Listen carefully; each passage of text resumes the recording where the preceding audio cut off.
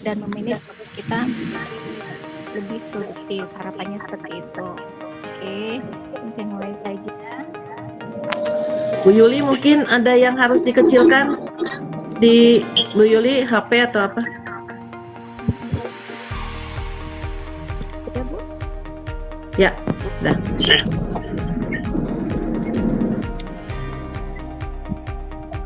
Sekarang masih? Oh, masih ya? Masih ya.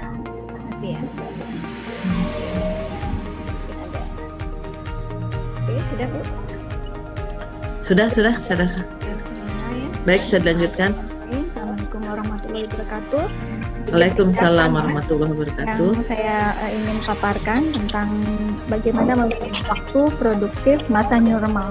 Punten ini suaranya agak noise nggak? Saya kecil sedikit kalau misalnya terlalu keras. Biar agak keras sedikit. Oke.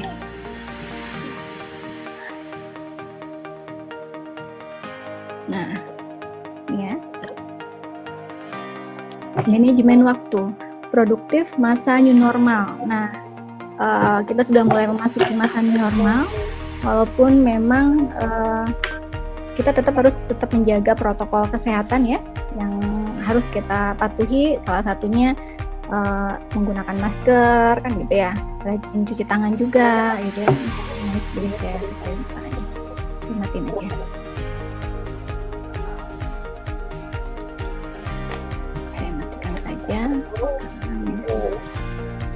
Masih ya? Suara saya kedengaran, Bu ya? Kedengaran, Bu. Oke, siap. Nah, memakai masker, rajin cuci tangan gitu ya, social distancing ini bagian dari ikhtiar kita agar kita sendiri bisa hidup sehat tanpa tertular COVID gitu ya. Bukan hanya untuk diri kita sendiri, melainkan juga untuk orang lain. Jadi ketika kita sudah siap mulai pada era new normal, bersiaplah kembali kita untuk bisa mencurahkan seluruh tenaga dan pikiran kita dengan optimal. Tentunya kita dituntut untuk tetap produktif ya di dunia tempat kita masing-masing gitu, sehingga tidak ada penurunan standar untuk produktivitas kita terkait dengan pandemi ini gitu. Jadi tetap harus produktif seperti itu. Nah, di sini manajemen waktu menjadi paparan yang ingin saya sampaikan. Mungkin saya sedikit ingin memperkenalkan tentang mesin deteksi hoax. Kalau misalnya bermanfaat, boleh nanti dicoba di syhoaxanalyzer.com ini. SYY ini adalah nama singkatan saya, SY Yuliani. Ini mesinnya, hoaxanalyzer.com. Mungkin masih versi beta, perlu penyempurnaan bersama-sama Bapak Ibu sekalian. Nah, manajemen waktu ya. Jadi manajemen waktu ini kalau pengertian utamanya itu seperti kita merencanakan, mengorganisir, menggerakkan dan mengawasi terhadap prioritas waktu yang kita gunakan. Jadi jangan sampai waktu kita itu terbuang sia-sia gitu ya.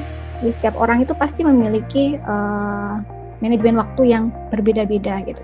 Tapi intinya bagaimana melakukan hal yang benar dengan cara yang tepat gitu ya, agar kita bisa mengefisiensikan sumber daya yang kita miliki termasuk waktu dengan efektif demi mencapai tujuan yang akan kita raih.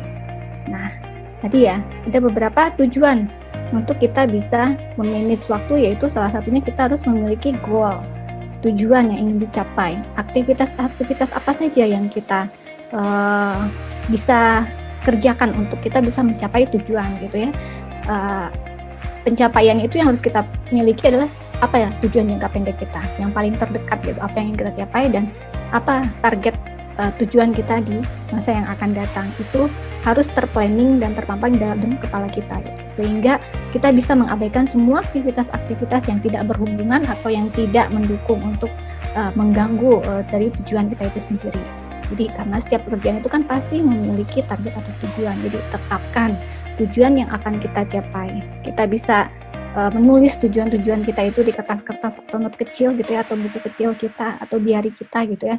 Pada saat kapanpun kita mendapatkan inspirasi gitu. Sehingga kita tidak lupa untuk mengerjakan atau mencapainya gitu. Jadi pilih waktu di mana bisa tenang gitu ya untuk menentukan strategi jangka pendek kita maupun jangka panjang. Nah, selanjutnya setelah tujuan kita ini menjadi target, nah kita harus fokus ini bagian dari tujuan gitu ya. Jadi kerjakan apa yang sudah diagendakan dan jangan mudah tergoda dengan hal yang tidak berkaitan dengan pekerjaan.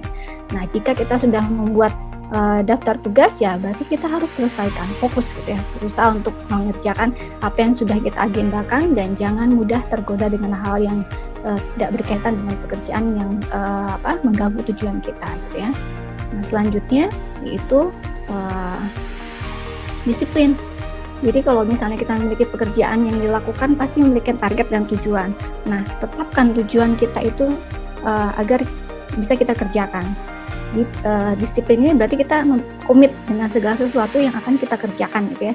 Memiliki komitmen yang tinggi atas segala sesuatu yang akan dikerjakan dan tidak menunda-nunda pekerjaan.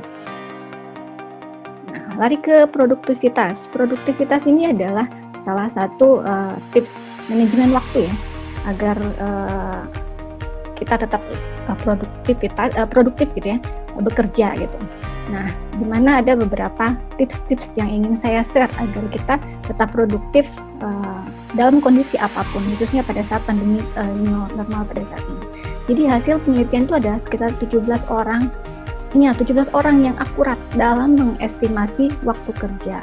Mengapa hanya sedikit orang yang bisa on time gitu ya dalam menentukan pekerjaan? Mungkin salah satunya ada durasi atau ketidaksesuaian durasi bekerja dengan batas waktu yang sudah kita tentukan gitu kan. Nah, terus gimana dong cara kita mengatasinya? Nah, tips-tipsnya itu adalah salah satunya kita membuat daftar kerja atau daftar kegiatan atau yang biasa dikenal dengan nama to-do list. Jadi to-do list ini adalah kerangka aktivitas agar pekerjaan kita selesai tepat waktu dan tidak mempengaruhi pekerjaan yang lainnya, gitu ya. Tips manajemen waktu agar lebih produktif ini bisa kita lakukan dengan cara membuat daftar pekerjaan, dengan memperkirakan, terus menata jadwal kita dengan baik. Dalam setiap hari pasti kita memiliki tugas yang harus kita lakukan ya. Kita bisa buat tulisan-tulisan kecil atau buat di note gitu ya, atau ada aplikasinya juga di handphone, itu bisa kita buat, tulis apapun yang ada dalam pikiran kita. Nanti setelah itu baru nanti kita lihat daftar kerja kita, jangan lupa agendakan.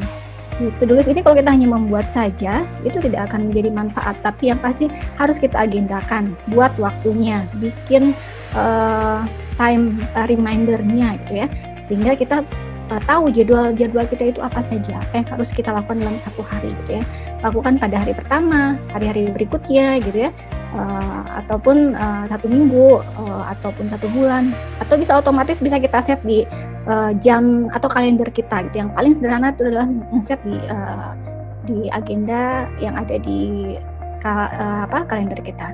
Jadi kerangka aktivitas ini diharapkan agar kita bisa menyusun dan mengerjakan pekerjaan kita itu menjadi tepat waktu, gitu ya, tidak mempengaruhi pekerjaan selanjutnya. Nah, berikutnya adalah menentukan prioritas pekerjaan. Jadi kalau kita misalnya ingin melakukan suatu pekerjaan, pasti banyak tuh, kita kadang suka ke-distract ya dengan pekerjaan A, B, C gitu ya. Pekerjaan ini biasanya suka mengganggu pekerjaan-pekerjaan yang sebenarnya deadline-nya harus didahulukan. Deadline, pastikan kita mengerjakan pekerjaan yang deadline-nya paling dekat gitu ya, yang waktunya paling dekat, sehingga kita simpan di daftar teratas to-do list gitu kan. Dan yang paling utama, biasanya kerjakan dulu yang sulit gitu ya, yang paling sulit, sehingga kita nanti selanjutnya mengerjakan yang mudah itu menjadi lebih ringan. Mungkin salah satunya. Selanjutnya, mohon maaf Ibu, waktunya tinggal 2 menit lagi. Oke, siap, cepat. Kurangi multitasking. Saya baca saja berarti ya. Multitasking ini memang menjadi salah satu yang kurang baik sebenarnya. Tapi saya lihat kalau Sri Kandi kita itu semua multitasking ya. Mereka bisa mengerjakan A, B, C pada saat yang bersamaan. Tapi pada dasarnya multitasking ini membuat kita tidak fokus gitu ya. Kemampuan memori otak kita kan terbatas, sehingga akan menghambat kreativitas. Jadi solusinya ya kita bisa berkonsentrasi dan menyempitkan fokus pada prioritas pekerjaan dan tidak bekerja sendirian. Nah, batasi penggunaan gadget media sosial. Jadi gadget itu sangat menyita waktu.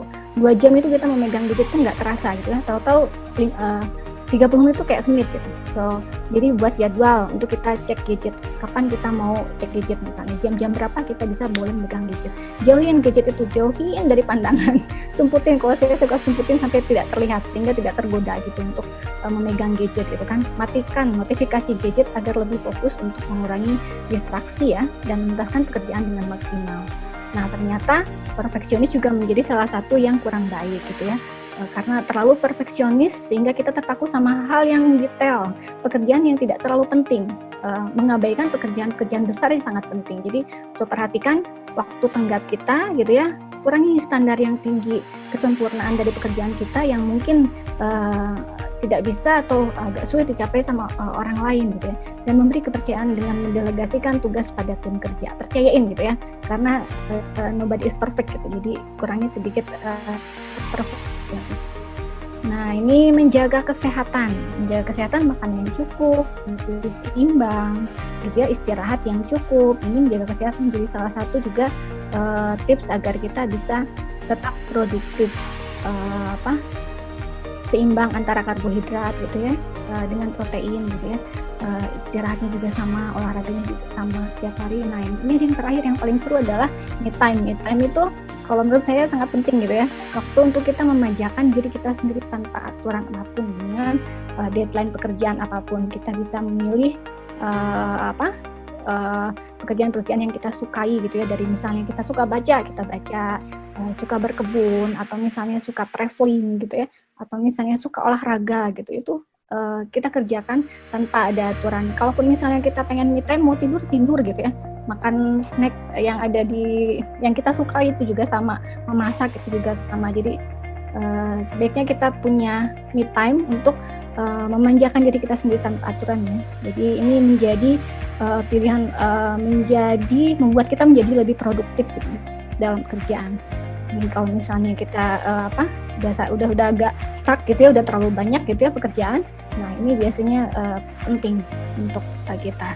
Yang terakhir adalah dengan memaksimalkan ikhtiar yang sudah kita lakukan dengan ibadah. Ibadah itu adalah poin utama yang paling penting dari semua apapun yang kita lakukan gitu kan. Setelah kita ikhtiar maksimal ya, kita kembalikan kepada Yang Maha Pemilik gitu ya. Kita serahkan semua urusan kita untuk dimudahkan semuanya. Kalau saya selalu berdoa itu, apapun yang saya lakukan itu selalu diawali dengan kemudahan, pertengahannya selalu diberikan keberuntungan, dan akhirnya itu diberikan kesuksesan. Itu sih yang harus kita kerjakan, dan ibadah ini menjadi memperkuat fondasi mental kita ya, agar maksimal dalam mengerjakan suatu pekerjaan melalui tangannya, bantuannya itu ya, dan tawakal menikmati proses dalam menjemput diri dan ikhtiar. Alhamdulillah, kesimpulannya ya, manajemen waktu adalah semua tentang manajemen pikiran, menyadari bahwa kita berada dalam kendali waktu sehingga dapat memberitahu hal apa yang harus dilakukan dengan waktu tersebut. Mungkin sedikit paparan saya seperti itu ya. Jadi semakin pintar kita mengatur waktu, semakin dekat pula kita akan meraih tujuan atau impian kita. Oleh karena itu, cobalah memanage waktu dengan baik. Oke, akhirnya salam. Assalamualaikum warahmatullahi wabarakatuh. Terima kasih. Baik, Ibu Yuli, sudah lebih memang waktunya, tapi tidak apa-apa, karena memang ini adalah pembicara terakhir yang akan mengunci semua dari awal sampai 1 sampai 4 tadi kita bicara apa sih yang harus kita lakukan di era new normal ini, dan disinilah memang letak kuncinya bahwa waktu. Kita bermain dengan waktu, kita harus mempergunakan waktu dengan baik, dan saya setuju sekali tadi dengan adanya me time, karena memang me time itu sangat dibutuhkan untuk kita, untuk diri kita sendiri dalam melawan virus-virus yang sekarang sedang gitu. Sehingga kalau kita tidak ada me time, kita bekerja, wah, itu yang akan merusak tubuh kita sendiri sehingga kita tidak dapat beraktivitas pada akhirnya. Dan tapi walaupun kita harus pandai memanage waktu, kita juga tetap harus mengingat bahwa semua ini kita akan kembali kepada yang membuat semuanya, yang membuat semuanya, yaitu kepada agama kita masing-masing, kepada Tuhan kita, ya. Itu tadi demikian paparan yang sangat menarik dari Ibu Yuli yang manis ini, ya, sehingga mudah-mudahan dengan paparan terakhir ini kita tetap happy sambil nari-nari nanti di rumah, sehingga imun kita akan muncul Bapak Ibu semua, dan kita akan sehat kembali seperti sedia kala. Baik, dengan demikian paparan sudah selesai dari 5 pembicara. Acara selanjutnya adalah tanya jawab.